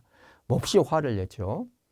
주님께서 살아계시는 한 그런 짓을 할 그 자는 죽음 마땅하다. 이렇게 이야기를 하게 됩니다. 이게 1절부터 6절까지고 이어서 7절부터서 12절까지는 나탄의 고발 그리고 형벌 선언으로 이어집니다. 7절에서 나탄은 다윗에게 두려움 없이 주저없이 왕 그 임금의 죄상을 지적을 하고 고발합니다. 뭐라고 하느냐? 7절. 이게 참 중요해요. 임금님이 바로 그 사람입니다. 12장 7절. 임금님이 바로 그 사람입니다. 예. 남의 이야기인 줄 알았더니는 임금님의 이야기예요. 이렇게 이야기를 하는 것이죠. 예. 그래서 우리도 이 부분 특별히 잘 머물면서 관상을 했으면 좋겠어요. 나탄의 손가락이 다윗 임금을 가리키고 있지만은 사실 나를 가리키는 것일 수도 있죠. 나를 가리키는 나탄의 손가락 한번 느껴보는 거예요. 예. 그러면서 그 다윗에게 한 나탄 예언자의 말씀, 임금님이 바로 그 사람입니다. 그리고 이어서 7절에서 그렇고 9절에서 어찌하여 너는 주님의 말씀을 무시하고 주님이 보기에 악한 짓을 저질렀느냐. 예, 이게 이제 12장 9절의 말씀이죠. 12장 9절. 예. 어찌하여 너는 주님의 말씀을 무시하고 주님이 보기에 악한 짓을 저질렀느냐. 예, 이런 얘기. 이것도 나탄 예언자가 다윗에게 한 얘기지만은 사실 나 자신에게 한 얘기로 내가 관상을 해도 좋겠다는 생각이 들어요. 예, 그래서 12장 7절, 9절 나탄의 고발, 나탄이 고발하는 그 얘기를 잘 한번 머물러서 관상을 해보시면 좋겠습니다. 12장 10절, 14절에 주님을 무시한 죄를 저질렀다는 얘기가 계속 나옵니다. 그래서 결국에 이 모든 것들은 주님을 거슬러 지은 죄다. 예, 우리가 카인의 죄랄지 지금 이 다윗의 죄를 볼 때도 물론 좀 수평적인 죄라고 볼 수 있지만은 수평적인 죄가 사실은 수직적인 죄에 근원하고 있다는 얘기죠. 하느님과의 관계를 이야기하고 있는 것입니다. 이런 것들을 잘 이렇게 생각을 해야 돼요. 어떻게 보면은 남의 아내를 탐내지 말라고 하는 십계명의 제9계를 범했고 또 간음하지 말라고 하는 제6계를 범했고 그다음에 사람을 죽이지 말라는 5계도 범했고 그렇죠? 그런데 이것은 모두 다 하느님 외에 하느님만을 흠숭하라고 하는 한 분이신 하느님만을 흠숭하라고 하는 제1계를 범하는 것에 귀착이 되는 것입니다. 왜냐? 하느님은 이 보잘것없는 이들, 가난한 이들, 그런 사람들, 형제에게 저지른 잘못, 그것을 당신을 무시한 죄로 여기신다는 거예요. 그래서 이게 이제 나탄의 고발에서 우리가 잘 묵상을 해줘야 될 그런 부분입니다. 내가 힘없는 형제에게 내가 아무렇게나 해도 될 나의 권력을 이용해서 나의 지위를 이용해서 고통을 가할 때 그것은 하느님한테 고통을 가하는 것이다는 이런 얘기죠. 우리가 그런 것들을 이렇게 잘 묵상을 해봤으면 좋겠습니다. 그리고 이어서 이제 7절부터 9절까지가 이제 나탄의 고발이라면은 10절부터 12절은 형벌 선언이에요. 주님은 다윗과 다윗 집안에게 재앙을 내리겠다고 형벌을 선고하십니다. 다윗이 은밀하게 저지른 일을 모든 백성 앞에서 태양이 지켜보는 가운데 되갚겠다고 이렇게 말씀하시죠. 이게 10절부터 12절까지 그렇게 나와 있죠. 행복한 왕, 하나님의 기름 부음을 받고 모든 면에서 성공을 거둔 이 지혜로운 왕, 다윗의 이야기 한가운데 바로 이런 비수처럼 하나님의 진노의 말씀이 내리꽂히고 있습니다. 나탄이 다윗 임금 앞에 나아가서 임금님이 바로 그 사람이다 이렇게 말한 그 시간부터서 이 구약 성경에서는 계속 결정적인 사건들이 발생합니다. 권력 남용과 관련해서는 자신에 대해서도 가차 없어야 한다는 거. 권력 남용이 발생하고 힘 있는 자가 힘 없는 자를, 부자가 가난한 자를 포갑하는 그런 경우에 하느님은 힘 없는 자, 가난한 자 편에 서신다고 하는 거. 이게 이제 그 예언자가 입을 여는 순간에 이렇게 드러나고 있죠. 이런 것들도 내가 한번 잘 살펴봐야 될 그런 것들이 남의 얘기가 아니죠. 다윗만의 얘기는 아니라고 볼 수가 있겠죠. 그래서 나 자신의 죄스러움을 조금 이렇게 돌아볼 수가 있으면 좋겠어요. 그래서 내 생애의 죄의 무게를 온몸으로 한번 느껴보면서 다윗과 같이 12장 13절에 이제 다윗의 사죄가 나옵니다. 그리고 하나님의 용서가 나와요. 12장 13절부터 15절 또는 18절까지. 그래서 이 나탄의 고발을 듣고 다윗은 자기 잘못을 시인합니다. 내가 주님께 죄를 지었어. 이게 13절에 나와요. 12장 13절. 내가 주님께 죄를 지었어. 우리도 다윗과 함께 내가 주님께 죄를 지었어.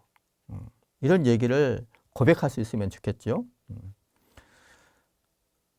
이것은 참 특별한 일입니다. 그동안에 아담이나 하와, 카인, 또 이제 다윗 전에 처음으로 임금이 된 사울 같은 경우에는 내가 주님께 죄를 지었어. 이런 이야기를 안 해요. 자기 고백이 없어요. 죄에 대한 자기 고백이 없어요. 그냥 변명하는 거고, 그렇죠. 그리고 이 다윗 같은 경우는 임금인데, 임금으로서 예언자가 고발하면은 그것을 얼마든지 침묵시킬 수 있었던 거고, 그게 더 쉬운 일이었겠죠. 그렇지만은 다윗은 사죄를 합니다. 자기 잘못을 인정하고 사죄를 한 거, 여기에 특별함이 있는 것이죠. 그러니까 나탄 예언자는 이 다윗 임금에게 하나님의 용서를 선포할 수 있게 됩니다. 주님께서 임금의 죄를 용서하셨으니 임금님께서 돌아가시지는 않을 것입니다. 이게 13절에 나와요. 그런데 여기서 이제 이 사죄라고 하는 거,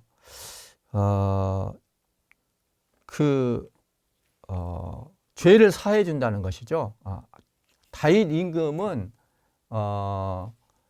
사죄를 한 거예요. 사죄. 자기에 대해서 고백을 하는 것이요. 거기에 대해서 나탄 예언자는 하느님은 나탄 예언자를 통해서 사죄를 해주는 거예요. 죄를 사해 주는 거예요.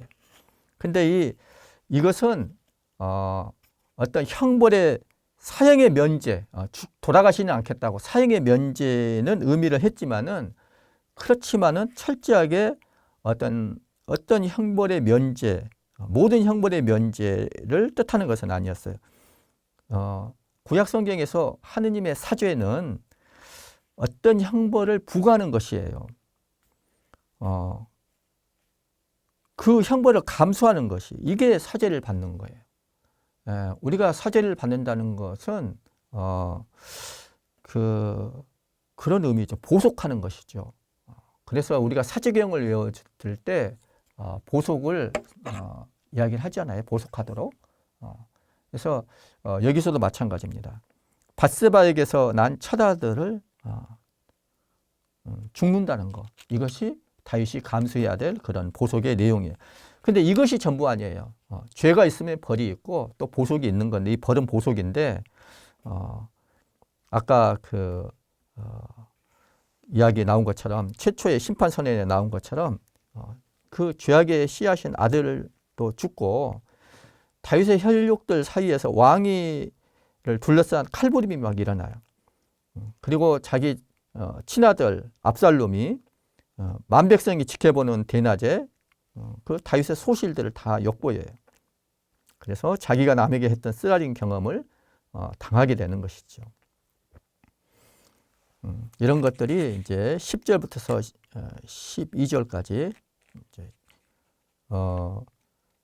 14절부터 18절까지 계속해서 이어지게 됩니다. 이런 것들을 한번 잘 묵상을 해보시면 좋겠어요. 제가 하나 더 기도 자료를 드리고 싶은데 이것과 함께 좀 비슷한 얘기하지만 조금 비슷하면서 다른 게 뭐냐면은 세 번째는 그 아합 임금의 죄예요. 다윗이 아니라 아합 임금의 죄예요. 이것은 열왕기 상권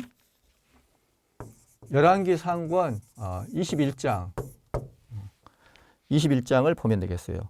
21장 1절부터서 짧게 하려면은 뭐 19절까지만 해도 돼요. 또는 24절까지만 해도 돼요. 21장 전체를 다 하셔도 되고.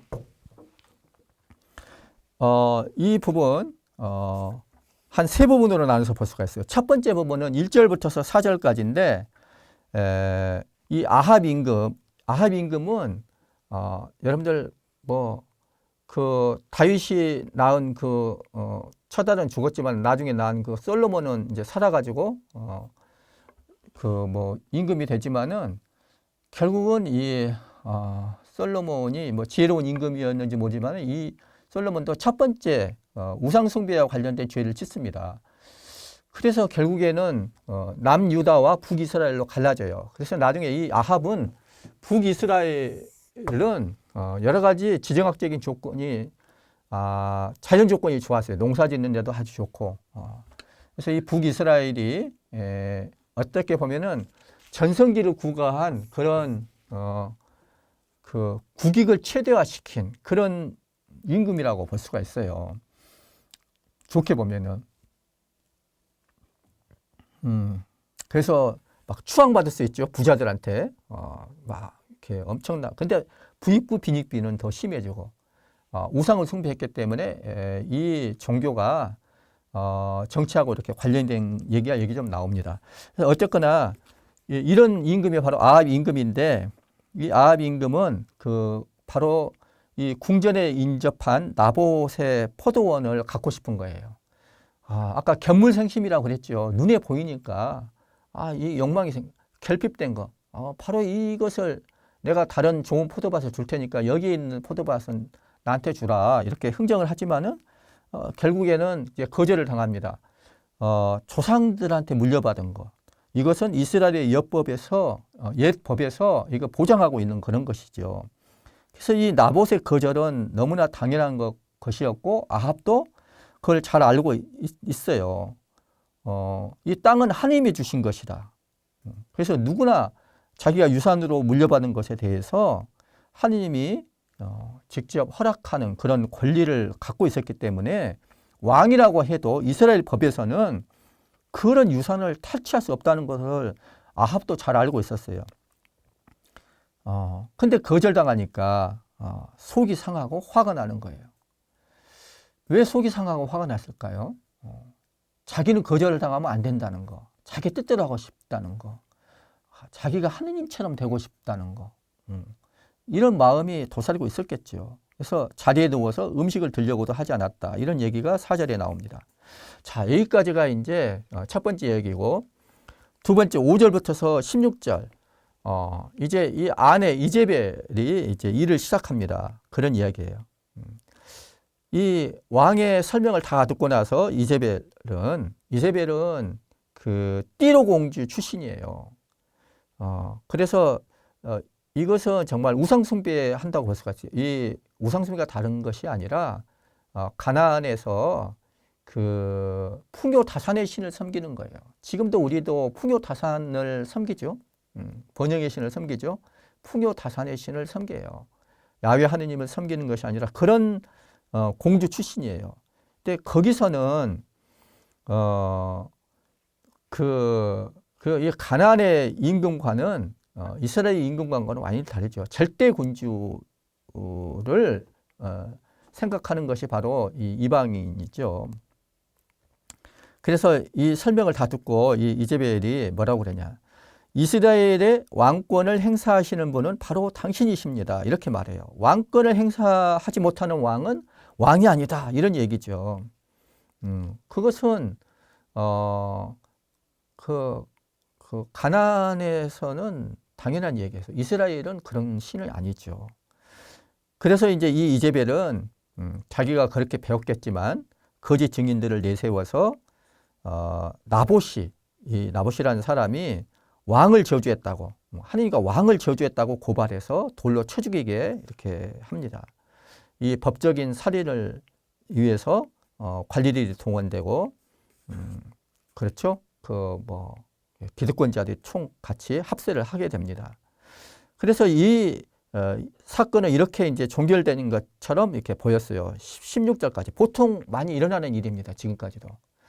자, 17절부터 24절까지는 바로 이 지점에서 하느님의 사자, 예언자가 일하기 시작한다는 얘기. 하느님이 개입하기 시작합니다. 엘리야 예언자가 여기서 나오죠. 그래서 이 하느님이 엘리야 예언자를 통해서 당신 백성을 어떻게 구원하시는지 이제 행동이 시작됩니다. 하느님이 계명이 무시되고 사형 판결이 오용되는 이런 공적 불의가 자행되는 곳에 바로 하느님께서 개입하십니다. 그래서 이 위기의 순간에 하느님이 당신의 직무를 맡을 사자를 보내시는 것이죠. 그래서 이렇게 이제 예언자를 통해서 말합니다. 주님이 말한다. 살인을 하고 땅마저 차지하려느냐. 주님이 말한다. 개들이 나봇의 피를 핥던 바로 그 자리에서 개들이 네 피도 핥을 것이다. 이게 이제 19절에 나오는 얘기죠. 그래서 이렇게 고발과 심판 선언 이 두 부분으로 이제 17절부터서 24절에 나오게 됩니다. 고발은 일어난 사실의 확인이에요. 이건 누구나가 다 할 수 있지만은 그렇지만은 이런 왕의 행실을 지적할 용기는 누구한테나 다 있는 것은 아니죠. 그리고 고발에 이어서 이제 아까 나탄 예언자가 고발한 것처럼 이제 여기서는 엘리야 예언자가 고발을 하죠. 그리고 이제 심판 선언을 합니다. 아까도 이제 형벌을 이야기를 선언을 하죠. 나봇이 죽었던 바로 그 자리에서 처참한 죽음이 있을 것이라는 거. 이것이 이제 선포가 됩니다. 자, 이거를 한번 보면서 여러분들이 묵상을 한번 해봤으면 좋겠어요. 영의 식별 규칙, 아까 314번 이야기를 했죠. 예, 악한 영이 어떻게 대주에서 대주로 나아가는 사람들한테 악한 영이 어떻게 작용하는가. 이런 이야기를 한번 참고를 해보면 좋겠어요. 인간은 말이죠. 내적으로 허하게 되면은 외적인 것으로 이것을 채우려고 그래요. 근데 채운데 가지면 가질수록 더 허해져. 그래서 가지면 가질수록 더 많이 갖고 싶은 그런 욕망의 수렁에 빠지게 돼요. 무질서한 탐욕이 그래서 개인이건 집단이건 중병 상태로 이렇게 몰아가는 것이죠. 그래서 이 탐욕에 대해서 한번 묵상을 해봤으면 좋겠어요. 물질, 돈이 하나님 자리를 차지를 하죠. 이게 제1계명과 관련이 됩니다. 제10계명, 마지막 10계명은 첫 번째 계명 제1계명과 이렇게 연결이 되는 것이죠. 이 아합 임금의 얘기, 이제벨의 얘기, 이것도 바로 우리의 얘기, 바로 나의 이야기다. 내 안에도 이렇게 무질서한 탐욕들, 끈모를 그런 탐욕들이 도사리고 있지 않는지 한번 잘 살펴보고 그것이 하느님께 죄를 짓는 것이라는 거, 이거를 잘 놓치지 않았으면 좋겠습니다. 좋은 묵상이 되길 바랍니다. 예. 오늘은 이만 마치고 죄의 묵상 조금 무거울 수도 있지만은 굉장히 중요한 그런 작업입니다. 잘 묵상하시고 부끄러움과 당혹스러움 또는 나아가서는 어떤 통의 눈물까지도 은총으로 주어지면서 좀 더 맑고 깨끗해지는 그런 좋은 시간들, 은총의 시간들이 되기를 빕니다. 부디 악한 영의 유혹에서 여러분들이 깨어서 선한 영의 작용을 많이 받고 은총을 누리는 그런 좋은 시간들이 되기를 빌겠습니다. 영광송으로 마칩니다. 영광이 성부와 성자와 성령께 처음과 같이 이제와 항상 영원히 아멘. 성부와 성자와 성령의 이름으로 아멘.